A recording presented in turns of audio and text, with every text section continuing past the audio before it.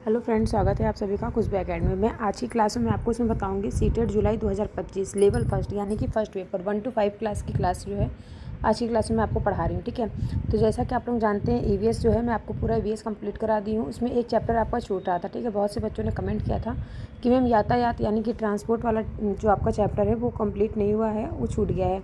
तो देखिए आज की क्लास में मैं आपको ट्रांसपोर्ट यानी कि यातायात से जितने भी इंपॉर्टेंट हेडिंग है, जितना भी इंपॉर्टेंट आपके एग्जाम में पूछा गया है, जो कुछ भी वो मैं आज की क्लास में कंप्लीट कराऊंगी। ठीक है, तो सभी से रिक्वेस्ट है कि चैनल को सब्सक्राइब, वीडियो को लाइक कर लीजिएगा और अपने दोस्तों में भी सभी लोग शेयर कर लीजिएगा। ठीक है, तो चलिए स्टार्ट करते हैं आज की क्लास को हम।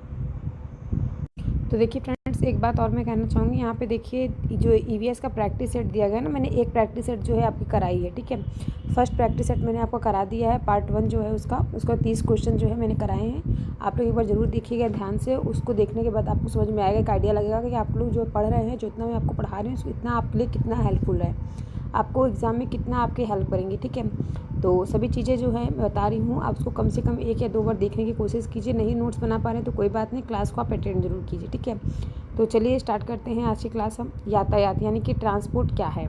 तो देखिए सबसे पहले हम बात करेंगे ट्रांसपोर्ट की। ट्रांसपोर्ट क्या होता है। ठीक है, तो देखिए ट्रांसपोर्ट से भी रिलेटेड क्वेश्चन आंसर काफ़ी बार आपके एग्जाम में पूछे गए। इसमें देखिए आपको सड़क मार्ग, रेल मार्ग, ये सब चीज़ें बताएंगे। और राज्य की सीमा किस किस देशों से साझा करती है, देश की राजधानी क्या क्या है, राज्य की राजधानी कौन सी है, अंतर्राष्ट्रीय सीमा कौन सी है, राज्य की सीमा कौन सी है, तो ये सभी चीज़ें मैं आज को बताऊंगी आज की क्लास में। ठीक है, तो सभी लोग क्लास को अटेंड कीजिएगा ध्यान से और अपने दोस्तों में भी शेयर कर दीजिए। तो चलिए स्टार्ट करते हैं। यातायात यातायात यानी कि फ्रेंड्स आवागमन का एक प्रमुख साधन माना जाता है। इसके माध्यम से व्यक्ति एक स्थान से दूसरे स्थान पर आसानी से गमन कर सकता है। यातायात के अंतर्गत सामान्य यात्रा के साथ ही परिवहन को भी सम्मिलित किया जाता है। ठीक है, यानी कि हम कह सकते हैं कि यातायात के साथ साथ हम क्या कर सकते हैं, उसको जो सम्मिलित किया जा सकता है। यातायात एक परिवहन के 4 मुख्य साधन हैं: सड़क मार्ग, रेल मार्ग, जल मार्ग एवं वायु मार्ग। ठीक है, तो ये सभी किसके अंतर्गत आता है, ये सभी जो है यातायात एवं परिवहन के 4 प्रमुख मुख्य साधन बताए गए हैं। तो इन चारों के बारे में मैं एक एक करके आपको बताऊंगी: सड़क मार्ग, रेल मार्ग, जल मार्ग एवं वायु मार्ग। ठीक है, तो चलिए फ्रेंड्स हम स्टार्ट करते हैं सड़क मार्ग यानी कि सबसे पहले हम बात करेंगे रोडवेज के बारे में। ठीक है, रोडवेज क्या है, यातायात साधनों के रूप में। ठीक है, यातायात के साधनों के रूप में सबसे ज़्यादा यूज किया जाता है सड़क मार्ग, यानी कि जिसको हम रोडवेज कहते हैं। रोडवेज का विशेष योगदान है किसी भी निकटस्थ गंतव्य डेंसिटी को हम जब उसको जाते हैं स्थान तक पहुंचने के लिए, सड़क मार्ग एकमात्र प्रासंगिक साधन माना जाता है। यानी कि फ्रेंड्स इसको हम इस तरीके से कह सकते हैं कि अगर हमको किसी भी स्थान मतलब एक स्थान से दूसरे स्थान पर जाना होता है तो हम आसानी से जो है सड़क मार्ग के साधन से हम जो है एकमात्र हमारा साधन माना जाता है, जिसके द्वारा हम क्या कर सकते हैं, बहुत ज़्यादा से ज़्यादा दूरी को बहुत कम टाइम में हम उसको एक स्थान से दूसरे स्थान पर पहुँच सकते हैं। सड़कें पक्की एवं कच्ची दोनों प्रकार की हो सकती हैं। ठीक है, सड़कें कितनी प्रकार की होती हैं, सड़कें बहुत सी प्रकार की होती हैं, कच्ची होती हैं और पक्की होती हैं। ठीक है, मैदानी क्षेत्रों में सड़कों का घना जाल बिछा होता है और मरुस्थलों, वनों एवं ऊंचे पर्वत जैसे स्थानों पर भी सड़कें बनी होती हैं। ठीक है, अब देखिए इसके बाद हम यहाँ बात करेंगे हिमालय पर्वत। हिमालय पर्वत पर मनाली लेह राजमार्ग विश्व के सबसे ऊंचे सड़क मार्गों में से एक है। तो देखिए फ्रेंड्स यहाँ पे आपको एक क्वेश्चन आपका बन गया कि हिमालय पर्वत पर जो मनाली लेह राजमार्ग है ये विश्व का सबसे ऊंचा सड़क मार्गों में से एक है। ठीक है, सबसे ऊंचा सड़क मार्गों में से एक है। भूमिगत सड़कों को भूमिगत मार्ग सबवे कहते हैं। ठीक है, बड़े बड़े शहरों में फ्लाईओवर उद्योगिक संरचनाओं के ऊपर बनाए जाते हैं। भारत में अनेक राष्ट्रीय एवं राज्य राजमार्ग हैं। भारत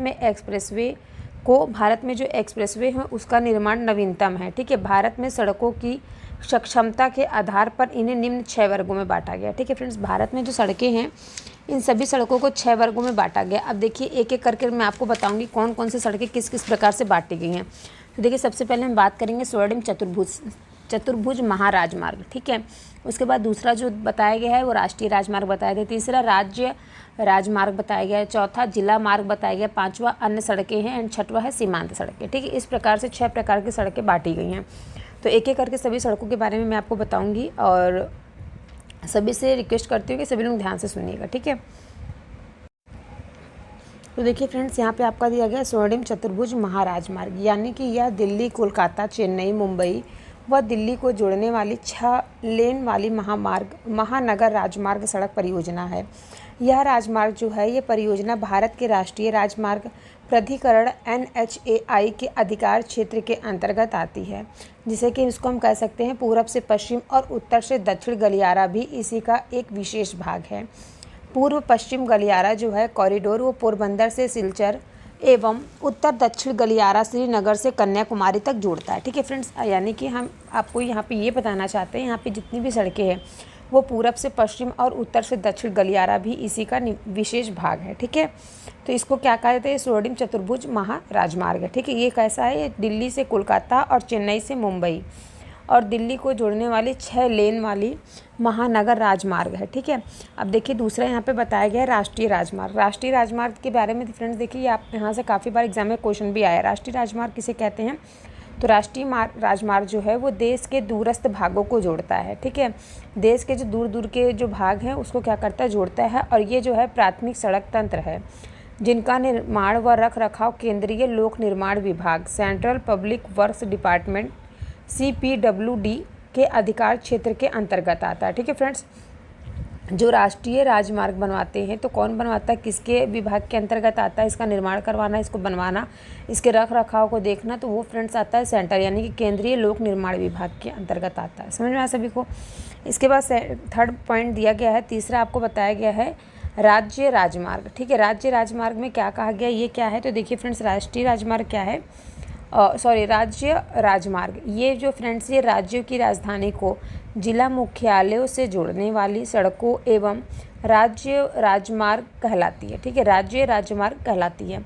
राज्य तथा केंद्र शासित क्षेत्र में इनकी व्यवस्था तथा निर्माण का दायित्व राज्य के सार्वजनिक निर्माण विभाग पब्लिक वर्कर्स डिपार्टमेंट यानी कि PWD का होता है। ठीक है फ्रेंड्स, किसको होता है, PWD यानी कि पब्लिक वर्कर्स डिपार्टमेंट को होता है। ठीक है, इसके बाद कह रहा है जिला मार्ग। जिला मार्ग जो होता है फ्रेंड्स, ये सड़कें जिले के विभिन्न प्रशासनिक केंद्रों को जिला मुख्यालय से जोड़ती है और इन सड़कों की व्यवस्था का उत्तरदायित्व जो है वो जिला परिषद को होता है। ठीक है फ्रेंड्स, किसको होता है, तो ये इसका जो होता है ये जिला परिषद को होता है। ठीक है, इसके बाद नेक्स्ट हम बात करेंगे, 5वां पॉइंट है आपका अन्य सड़कें।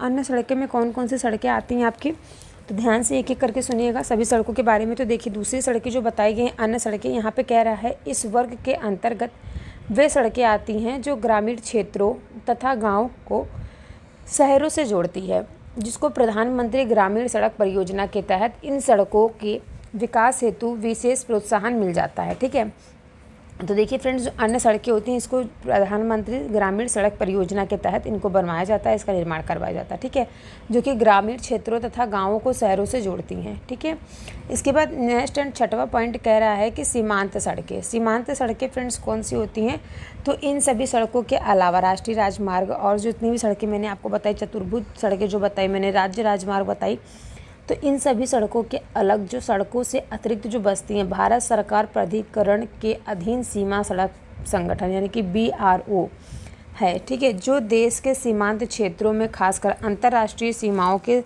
समीपवर्ती क्षेत्रों में सड़कों का निर्माण व उनकी देखरेख करता है। और इसकी स्थापना किस वर्ष हुई थी सीमांत सड़कों की, तो 1960 में की गई थी। ठीक है, अब देखिए इसके बाद कह रहा है सड़क परिवहन से संबंधित कुछ महत्वपूर्ण तत्व। तो देखिए फ्रेंड्स ये इंपॉर्टेंट है, एक बार इसको सभी लोग ध्यान से देख लीजिएगा। ठीक है, तो यहाँ पे देखिए दिया गया है भारत का सबसे लंबा राष्ट्रीय राजमार्ग कौन सा है, तो NH-44 है, जो श्रीनगर को कन्याकुमारी से जोड़ता है। ठीक है फ्रेंड्स, जो किसको जोड़ती है, श्रीनगर से कन्याकुमारी तक जोड़ता है। और इसकी अगर हम कुल लंबाई की बात करें तो 3745 किलोमीटर है। और सबसे छोटा राष्ट्रीय राजमार्ग कौन सा है, तो NH-47A, जिसे जो है NH-966B NH-47 का नवीन नाम दिया गया है, इसके नाम से भी जानते हैं। और इसका विस्तार जो है 3 किलोमीटर कूडानूर से विलिंगटन द्वीप तक है। ठीक है, कूडानूर से कहाँ तक है, विलिंगटन द्वीप तक है। ठीक है, 3 किलोमीटर तक। अब इसके बाद नेक्स्ट कह रहा है भारत का सबसे प्राचीन सड़क राजमार्ग शेरशाह सूरी मार्ग है। सबसे प्राचीन की सड़क की अगर हम बात करें तो कौन सा है, शेरशाह सूरी मार्ग है, जिसको ग्रांड ट्रक रोड भी कहा जाता है। यह जो है फ्रेंड्स देखिए, इसको मैंने क्या बताया आपको, सबसे प्राचीन, ठीक है, सबसे पुराना राजमार्ग जो कि शेरशाह सूरी ने बनवाया था, जिसको ग्रांड ट्रक रोड भी कहा जाता है। और यह जो है ये NH1 और NH2 एवं NH91 को मिला करके बनाती है। और यह जो है कोलकाता से अमृतसर के बीच है, ठीक है। कहाँ कहाँ से फ्रेंड्स,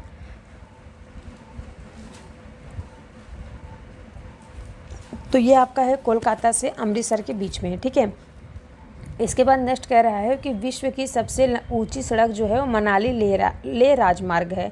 लद्दाख के ज़्यादातर लोग क्या करते हैं, ट्राली का उपयोग करते हैं। और भारत का सबसे लंबा जो सड़क है वो सड़क पुल महात्मा गांधी सेतु पटना में स्थित है, ठीक है। भारत का सबसे लंबा सड़क पुल कौन सा है, तो महात्मा गांधी सेतु जो कि पटना में स्थित है, ठीक है। अब देखिए भारत के मानचित्र पर एक बार राज्य एवं उनकी राजधानियों को ध्यान से देख लीजिए सभी लोग, ठीक है। इंपॉर्टेंट रहेगा आपके एग्जाम के लिए, सभी लोग ध्यान से देखिएगा, इंपॉर्टेंट है आपके एग्जाम के लिए। तो देखिए फ्रेंड्स, यहाँ पे देखिए दिया गया है तजाकिस्तान, उसके बाद यहाँ अफगानिस्तान, यहाँ पे आपका जम्मू कश्मीर है, ये श्रीनगर है, ये आपका जम्मू कश्मीर है, ठीक है।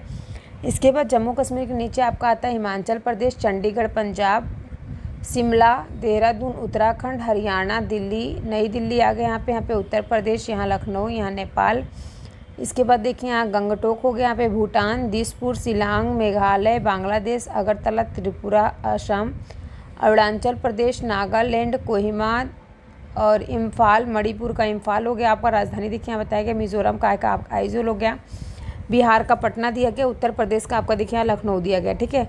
और दिल्ली और नई दिल्ली यहाँ पे देखिए दिया गया, ठीक है। इसके बाद देखिए यहाँ पे गांधीनगर जो कि गुजरात का गांधीनगर हो गया, राजस्थान का जयपुर यहाँ पे बताया गया, ठीक है। इसके बाद देखिए यहाँ पे दिया गया महाराष्ट्र, ठीक है, मुंबई, महाराष्ट्र का मुंबई यहाँ पे हो गया, दादर नगर हवेली का है दमन व दीव। इसके बाद देखिए यहाँ पे आपका अरब सागर दिया गया है, इधर आपका बंगाल की खाड़ी है, ठीक है। और अंडमान और निकोबार द्वीप समूह देख रहे हैं यहाँ पे है आपका एकदम, ठीक है। ये जो पार्ट है आपका अंडमान निकोबार द्वीप समूह का है, थोड़ा थोड़ा पार्ट रहता है यहाँ पे ऐसे ऐसे, ठीक है। और बाकी सब क्या समुद्र में है। इसके बाद देखिए यहाँ पे आपका नीचे श्रीलंका दिया गया है। इसके बाद यहाँ पे देखिए आपका तमिलनाडु है, यहाँ पे हैदराबाद केरल है, केरल के जस्ट नीचे यहाँ पे तिरुवनंतपुरम दिया गया है, ठीक है। केरल का तिरुवनंतपुरम दिया गया है, यहाँ पे देखिए चेन्नई है, आंध्र प्रदेश यहाँ पे आपका, और ये देखिए आपका यहाँ पे है पंडुचेरी, ठीक है। इसके बाद देखिए तेलंगाना हैदराबाद यहाँ पे है।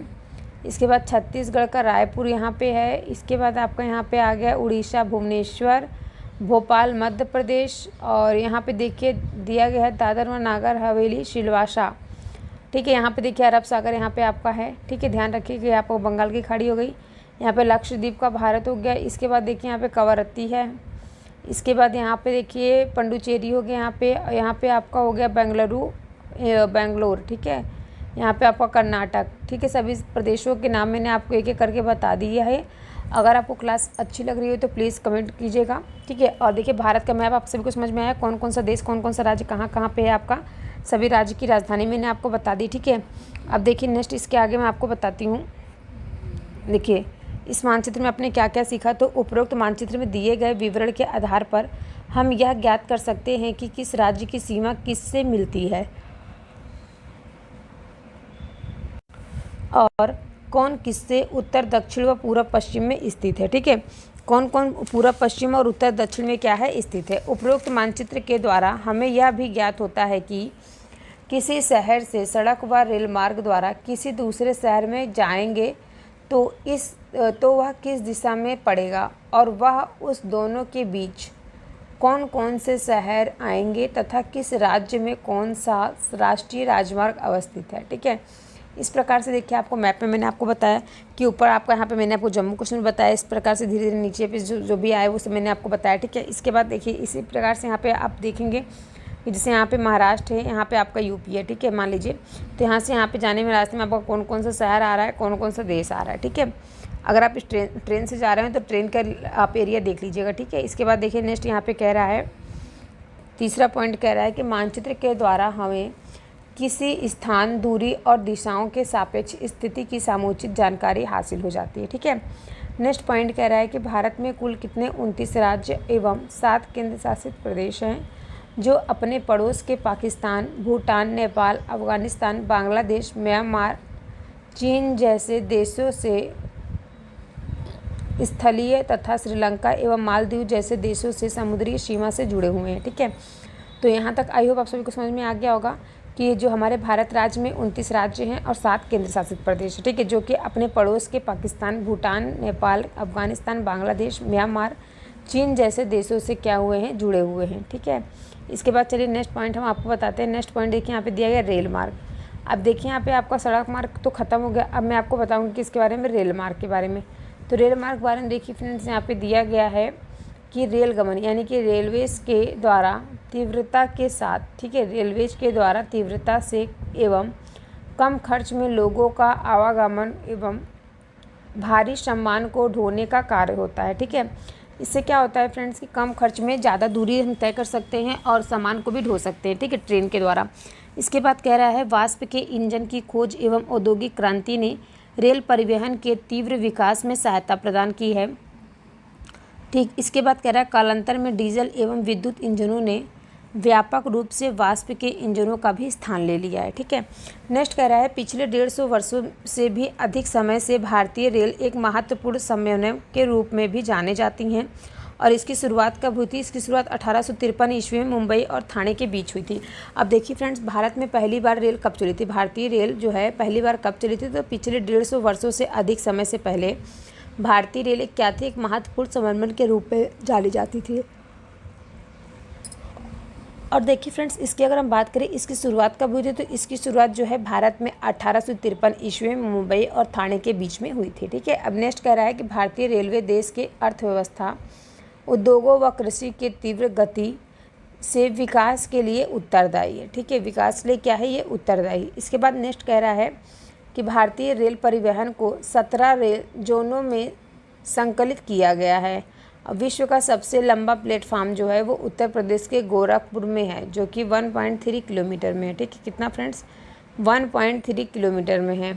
उत्तर प्रदेश के गोरखपुर ज़िले में सबसे बड़ा, भारत विश्व का सबसे बड़ा रेलवे स्टेशन प्लेटफॉर्म है, ठीक है। समझ में आ गया सभी को? नेक्स्ट क्वेश्चन पे चलें। आई होप आपको यहाँ तक सभी को समझ में आ गया होगा, ठीक है। नेक्स्ट क्वेश्चन देखिए आप सभी के सामने आ गया, क्या कह रहा है ध्यान से पढ़िएगा। देखिए नेक्स्ट क्वेश्चन में कह रहा है कि भारत का सबसे लंबा रेल मार्ग जो है वो डिब्रूगढ़ जो है फ्रेंड्स असम से कन्याकुमारी यानी कि तमिलनाडु के मध्य स्थित है, जिसकी लंबाई कितनी है? जिसकी लंबाई है आपकी 4286 किलोमीटर। और इन दो महत्वपूर्ण स्टेशनों को विवेक एक्सप्रेस जोड़ता है, ठीक है। इन दोनों महत्वपूर्ण स्टेशनों को कौन जोड़ता है? तो विवेक स्टेशन जो है, विवेक एक्सप्रेस जो है उसको जोड़ता है, ठीक है फ्रेंड्स। यहाँ तक सभी को समझ में आया। इसके बाद नेक्स्ट क्वेश्चन पे चलें हम लोग। नेक्स्ट देखिए कह रहा है टिकट एवं समय सारणी। देखिए जो भी अगर आपको टिकट लेनी है, ट्रेन पकड़नी है, तो आपको उसके पहले क्या होगा? उस ट्रेन की जो है समय सारणी जाननी होगी कि उसकी समय पे जो है ट्रेन चल रही है, ठीक है। अब देखिए यहाँ पर नेक्स्ट कह रहा है कि विभिन्न परिवहन के साधनों से सफ़र करने के लिए यात्री को टिकट लेना जो है पड़ता है। और ये टिकट जो है 2 प्रकार के होते हैं, पहला आरक्षित, दूसरा कहता है अनारक्षित।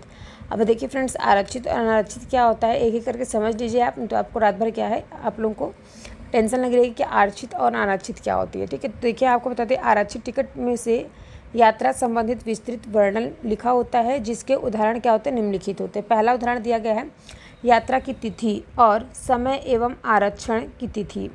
और दूसरा कह रहा है कि परिवहन संबंधी साधन का नाम व संख्या, ठीक है।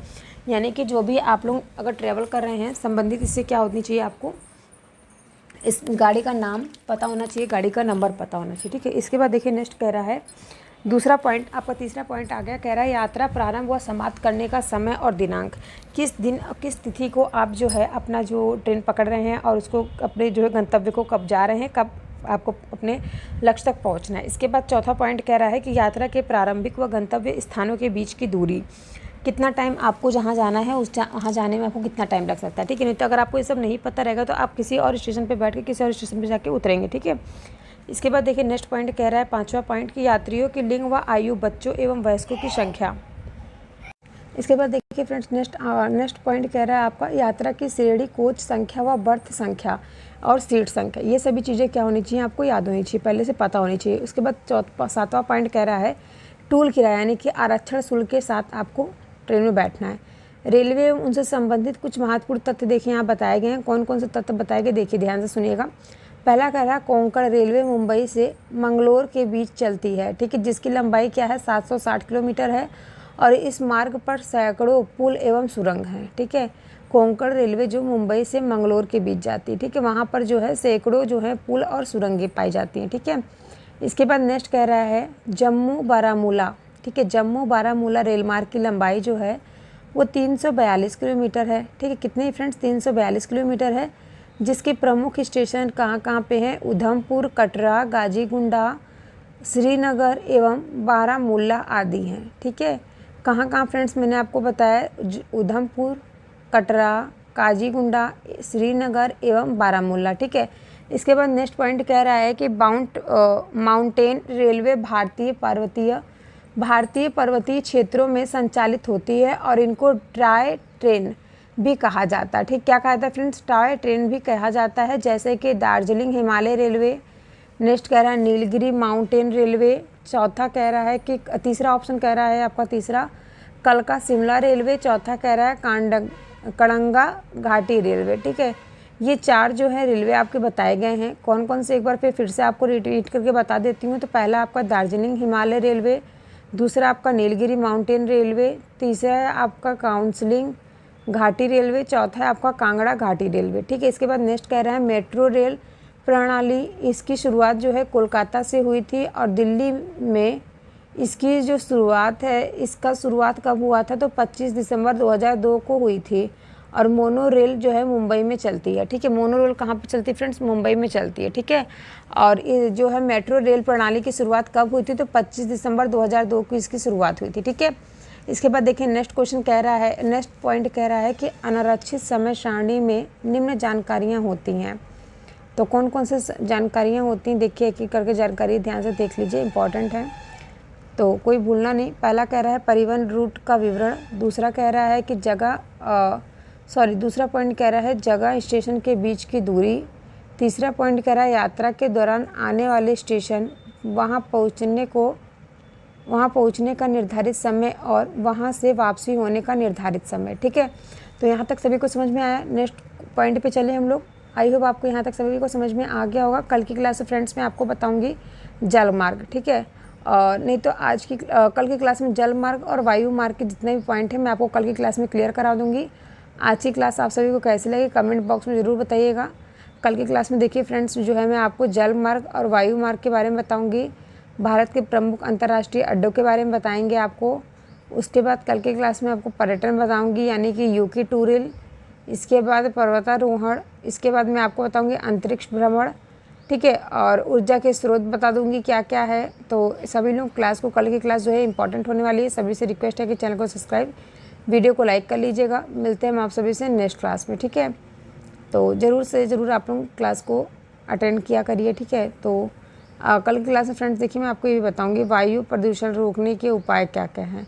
ठीक है, आज की क्लास में आपको नहीं बता पाई हूँ वायु प्रदूषण को रोकने की क्या क्या उपाय हैं। ठीक है, कल की क्लास में आपको ज़रूर बताऊँगी। और देखिए यहाँ पे दिया गया है भारत में सबसे छोटा, बड़ा व लंबा। एक बार ध्यान से देखिएगा, सभी के एग्जाम के लिए इंपॉर्टेंट है। दिया गया है सबसे बड़ा राज्य क्षेत्रफल में कौन सा है, तो राजस्थान है। सबसे बड़ा राज्य जनसंख्या में अगर हम बात करें तो उत्तर प्रदेश है। और सबसे छोटा राज्य जो है क्षेत्रफल में तो गोवा है। सबसे ऊंची चोटी कौन सी है, तो केटू या गार्डविन आस्टीन है। सबसे लंबी चोटी कौन सी है, तो केटू या गार्डविन आस्टीन है। और पांचवा कह रहा है सबसे लंबी नदी जो है वो गंगा नदी है। पांचवी नदी को फ्रेंड्स यहाँ बात हो रही, पांचवी नदी कौन सी है, तो सबसे चौड़ी नदी है। ठीक है, इसके बाद पांचवी नदी की हम बात करें कौन सबसे चौड़ी नदी कौन सी, ब्रह्मपुत्र है।